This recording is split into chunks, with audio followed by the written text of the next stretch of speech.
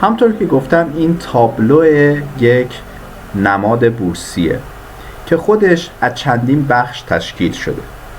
بخش اول اون بخش معاملاتی روزه که شامل قیمت و مقادیر هست.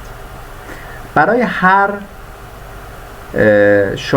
هر در واقع سهمی چندین قیمت وجود داره که کندل روزانه اون سهم رو میسازه.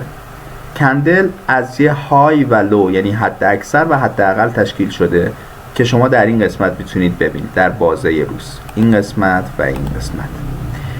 تمام در بازار ایران سهم ها محدودیت نوسان روزانه دارن، پس یه قیمت مجاز هم خواهیم داشت که محدوده است مثبت 3% و منفی 3% در فضای، حالا الان که میدونید که به خاطر شرایطی که هست این بسته شده رو مثبت 3% و منفی 3%. نکته دیگه که هست اینه که ما چندین قیمت داریم.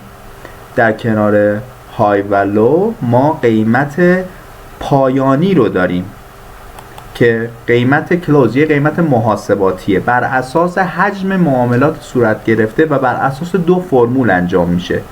اگر حجم معاملات روزانه بیش از حجم مبنایی که اینجا ذکر شده باشه یک روش محاسباتی داره و اگر حجم کل معاملات کمتر باشه روش دیگه برای محاسبه داره. الان حجم معاملات 665 میلیون بوده و حجم مبلغ 40 میلیون بوده.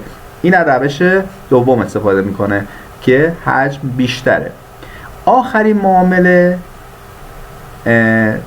دقیقاً رو کلمش رو خودشه، آخرین معامله‌ای که در لحظه بسته شدن بازار در واقع بوده و اون قیمت ثبت شده.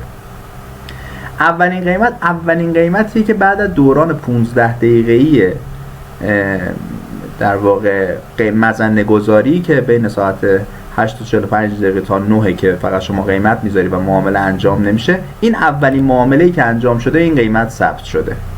قیمت دیروز هم در واقع قیمت پایانی دیروزه.